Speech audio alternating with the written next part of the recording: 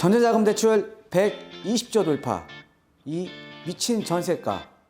그 안에 숨겨져 있는 비밀. 지금 시작합니다.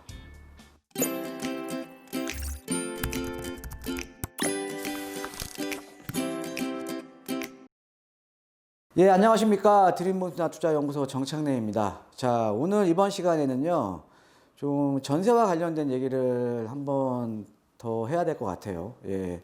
요즘 여러분들 전세 구하기 힘드시죠? 예, 지금 우리 방송 보고 계시는 시청자분들이라던가, 아니면 뭐 내가 임대인 입장이라던가, 임차인 입장이라던가, 사실 임대인, 임차인 간에 어때요? 예, 갈등이 상당히 심하죠. 예, 저도 최근에 이제 상담을 해보면은 뭐 이제 상담하시는 분들 중에서는 뭐 전세 구하시는 분들도 있고요. 아니면은 지금 여기에 내가 어차피 그 다른 데서 지금 전세로 살고 있는데 그 집을 비워줘야 되니까 어쩔 수 없이 또 거주를 해야 되기 때문에 그 집 전세를 빼서 또 이제 가시는 분들도 있고요. 그래서 오늘은 좀 전세가에 대한 얘기를 하겠습니다. 자, 지금 이제 전세자금 대출 120조가 지금 돌파를 했습니다. 얼마 전에 이제 기사에 나온 내용인데요. 자, 최근에 여러분들 전세가 많이 올랐죠. 자, 그런데 제가 장담하건대요. 내년에 더 오릅니다. 자, 그 이유를 먼저 한번 데이터를 놓고 한번 보겠습니다. 자, 먼저 이제 지금 2020년판 부동산 도미노 현상. 예, 제가 한번 만들어 봤습니다. 예, 그래서 좀 각 신문사에 좀 헤드라인을 좀 뽑아 봤는데, 자, 전세 계약 갈아타고 집 보여주면 5만 원. 예, 전세 대란 속 천태만상. 예, 집 구경하는 비용이 5만 원이랍니다. 예, 집 구경하는 비용. 또 얼마 전에는 뭐 이제 줄 서갖고 뭐 전세 보는 것도 나왔었죠. 예. 내 아들이 살 거예요. 제발 좀 나가주세요. 테스 형, 전세값이 왜 이래? 예, 전세 풍기에 벌어진 진풍경. 예, 상암동 아파트 팔아도 강남에서 전세도 못 얻어요. 예, 강남은 전세마저 넘사벽. 최근에 그 여러분들 뭐 대치동에 뭐 신규 아파트면서 그 다음에 이제 좀 선호도가 높은 또 학군도 좋은 레미안 대치팰리스 같은 경우에는 뭐 지금 이제 30평 형태 전세가가 거의 20억에 육박을 하죠. 예, 그 다음에 이제 월세로 계약됐던 거 보면은 전세로 전환했을 때 거의 25억입니다. 예, 전세가만요. 자, 그리고 여러분들 뭐 아시는 분은 아실 거예요. 최근에 입주한 아파트들 과거 분양가보다 지금 전세가들이 훨씬 더 높습니다. 높은 데는요, 분양가보다 지금 전세가가 2배 이상 높은 데도 많아요. 예, 전세가 어마어마하게 올랐습니다. 자, 은행 전세 대출 120조 넘었다. 예, 3년 새에 80조가 폭증을 했다. 왜 이럴까요? 예, 전세가. 자, 그 다음에 좀 아무것도 안 했으면 좋겠는데, 예, 최악의 전세난에, 예, 힘드셨나 봅니다. 예. 다음 주 24번째 부동산 대책 또 검토.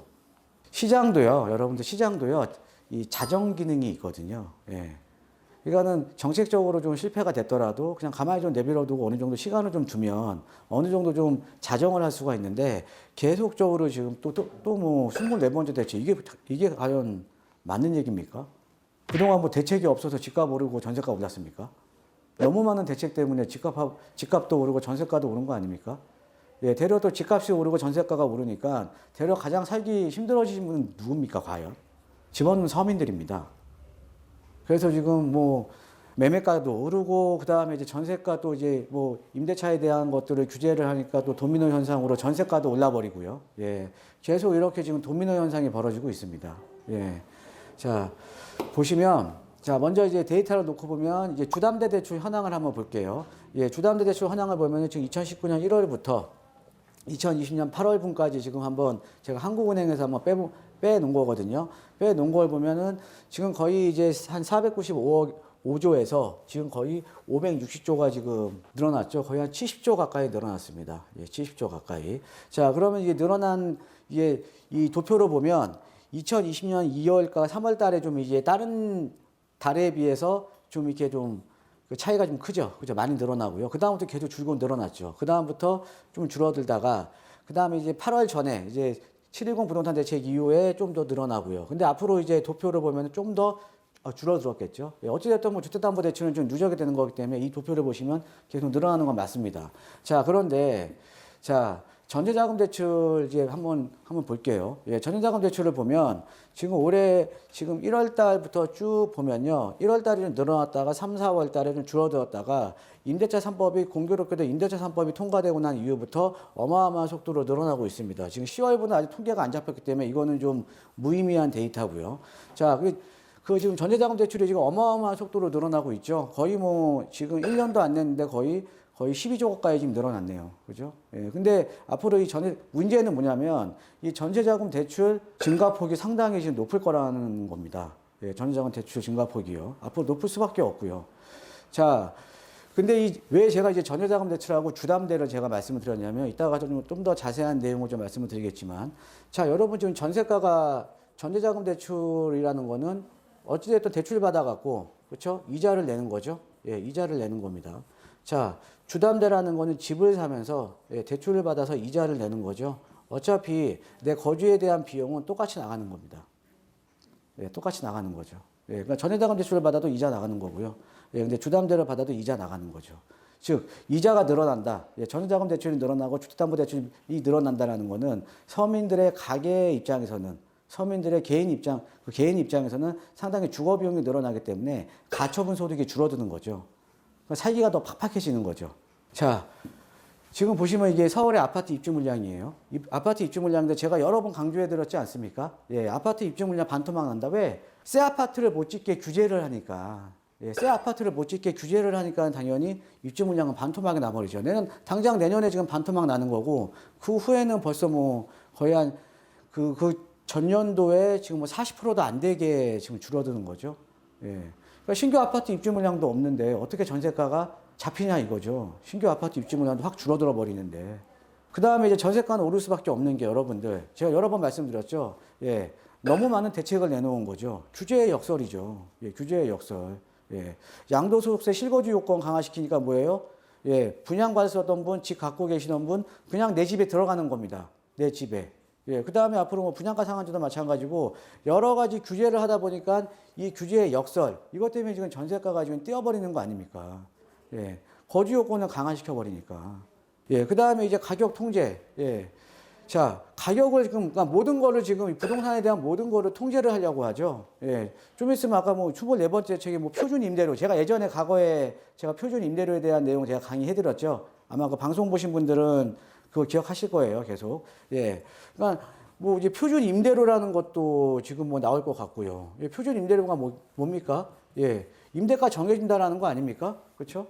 예. 왜 이렇게, 그러니까 가격을 통제를 하면요. 여러분, 가격을 통제를 하면, 자, 당연한 거 아닙니까? 공급자 입장에서는 가격을 통제하면 많이 안 남아요. 그죠? 많이 안 남죠? 많이 안 남으면 공급 안 해요. 예. 공급 안 하면 필연적으로 가격이 올라갈 수밖에 없고요. 그리고 또 하나는 질이 떨어집니다. 예.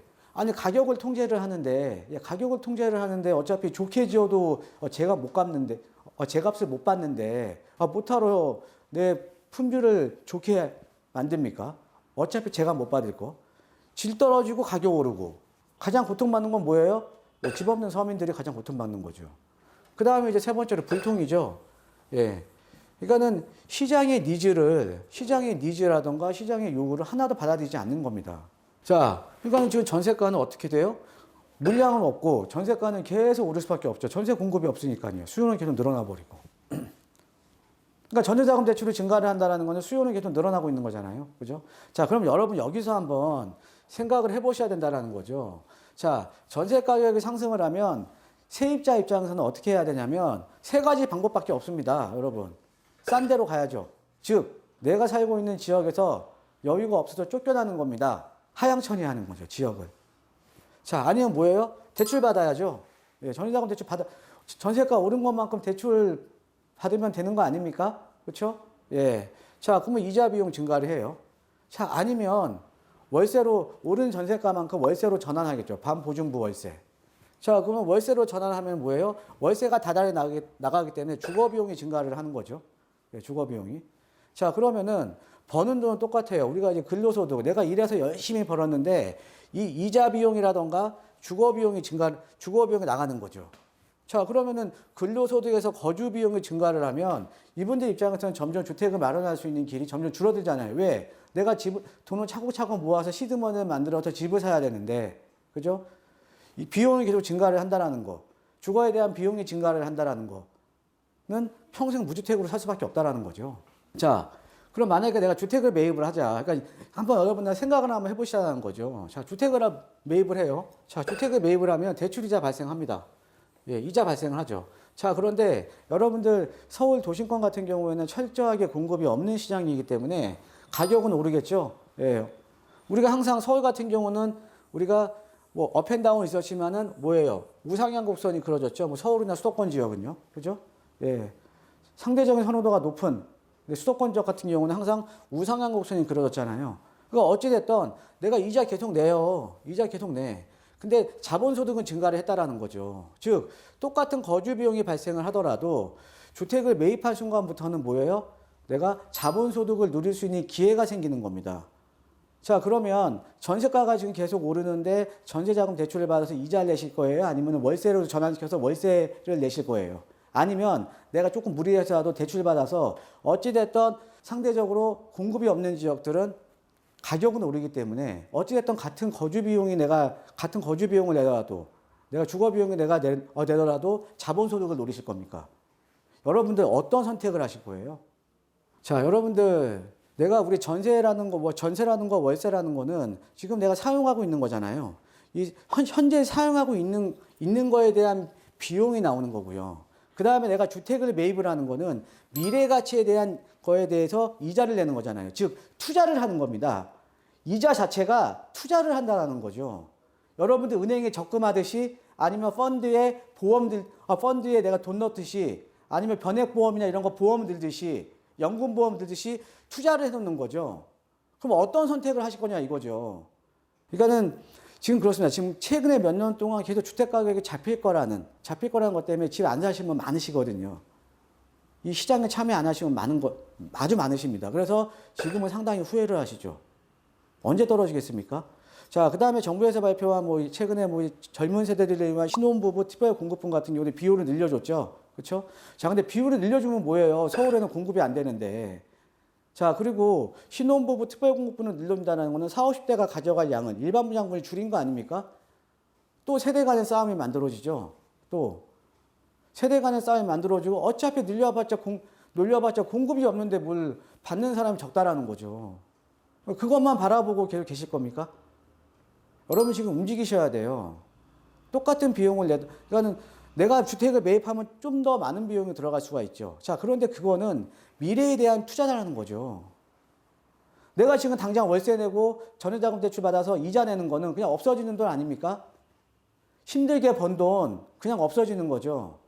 여러분들 자 보세요.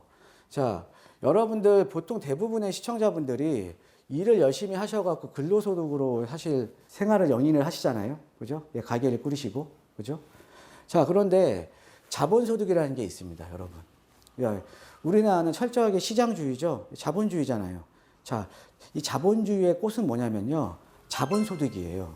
내가 시드머니를 가지고 있으면 이거를 이용해서 자본을 투자를 한다거나 내가 주식에 투자를 하거나 부동산에 투자를 하거나 그래서 그러니까 내 자본을 투자해서 이 자본에 대한 소득을 얻는 게 자본소득입니다. 자, 자본주의는요. 이 자본소득이 자본주의의 꽃이에요. 여러분들 최근에 많이 경험하셨잖아요. 여러분들 최근에 많이 경험하셨고 그 다음에 최근에 언론에 나오는 거 보면 서울에서 일반 직장인 내 집 마련하려면 15년 걸린다. 예, 15년 내내 돈 모아서 집 사시는 분이 어디 있습니까? 먼저 움직이시는 분이 빨리 더 자본소득이 증가를 하겠죠. 즉 여러분들 어떻게 하셔야 되냐면 근로소득에서 자본소득의 전환이 빨라야 되는 겁니다. 그러니까 내가 돈을 벌어요. 시드머니를 만들어요. 어느 정도 돈이 쌓이면 바로 자본소득으로 전환이 이루어져야 되는 거죠. 언제까지 월세 내시고 전세자금 대출 받아서 이자 내시고 하실 건데요. 아까 말씀드렸지만 수도권 지역의 주택 가격이 계속 빠졌습니까? 아니죠. 조정받아도 계속 올랐잖아요. 우상향. 그죠?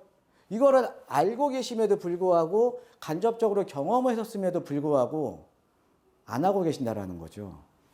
즉 근로소득과 자본소득이 병행이 돼야 되는 겁니다. 왜? 우리는 지금 자본주의 사회에서 살고 있는 겁니다, 여러분. 전세가 계속 오를 겁니다. 이자 계속 늘어나겠죠. 그죠?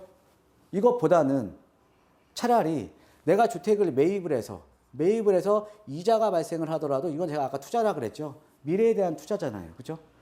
여유가 안 되시는 분들은 서울 도심에, 그러니까 뭐 요즘 대출이 너무 안 나와요. 맞잖아요. 예, 대출 규제 때문에 대출이 많이 안 나오죠. 아파트 가격 대비해서 대출이 40%밖에 안 나오잖아요. 왜 아파트만 보십니까? 서울 도심에 개발 가능한 지역들, 재개발 지역들, 앞으로 향후에 개발 가능성이 큰 지역들. 자, 서울이라는 지역은 신규 아파트를 공급을 하기 위해서는 재개발, 재건축이 뭐 연도별에 대한 차이는 있겠지만 거의 70~80%가 재개발, 재건축에서 나옵니다.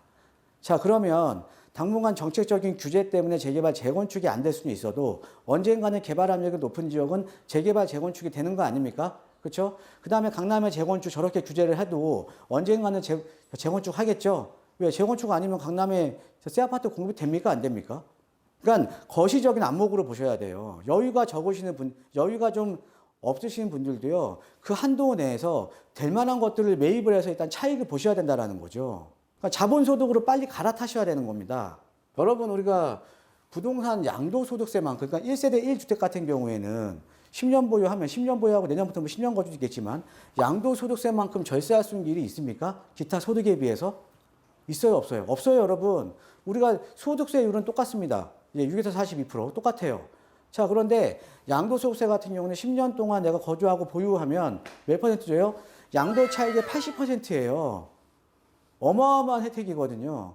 이 혜택이 주어지고 있는데 빨리 지금 움직이고 계시는 분들은 이 혜택을 이용해서 자산이 계속 늘려나가요. 어떤 분들은 이 혜택을 모르니까 해본 적이 없는 거죠. 모르는 게 아니죠. 한 적이 없는 거예요. 한 적이 없으니까 계속 일만 하십니다. 이런 것들을 이용을 해서 절세할 수 있는 탈세가 아니잖아요. 1세대 1주택자 만들어서 절세를 해서 내가 가는 방법은 내가 선택을 하셔야 된다는 거죠. 그 다음에 우리가 법적인 내용 보면 중간중간에 시장이 안 좋을 때는 양도세 감면주택이라든가 그 다음에 기존의 임대사업자 혜택 등이 많았잖아요. 일단 이런 것들을 내가 항상 관심 있게 지켜봐야 이런 것들이 있을 때 내가 또 투자를 한다는 거죠. 그래서 타이밍도 중요한 건데, 근데 그 타이밍은 언제 주어져요? 내가 준비했을 때 주어지는 거죠. 자, 여러분, 최근에 한번 그림 한번 보여줄까요? 최근에 뭐 이렇게 힘들어 하시는 분 상당히 많으십니다.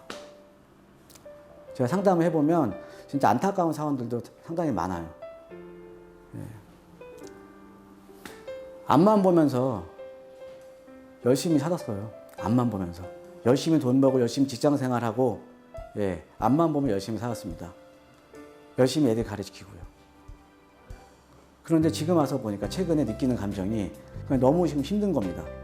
주택 가격은 폭등을 하고요.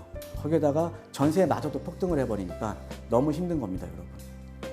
정말 안타까운 사람들 많습니다, 제가 상담해보면.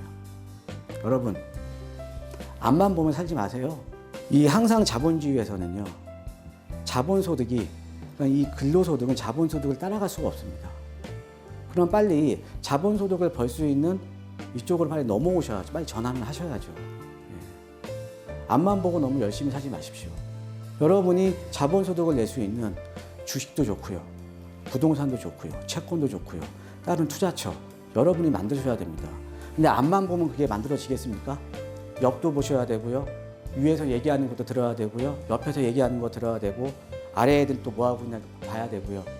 사방을 둘러보면서 사십시오, 여러분. 정말 여러분들 주변에 힘드신 분들 많잖아요. 그죠?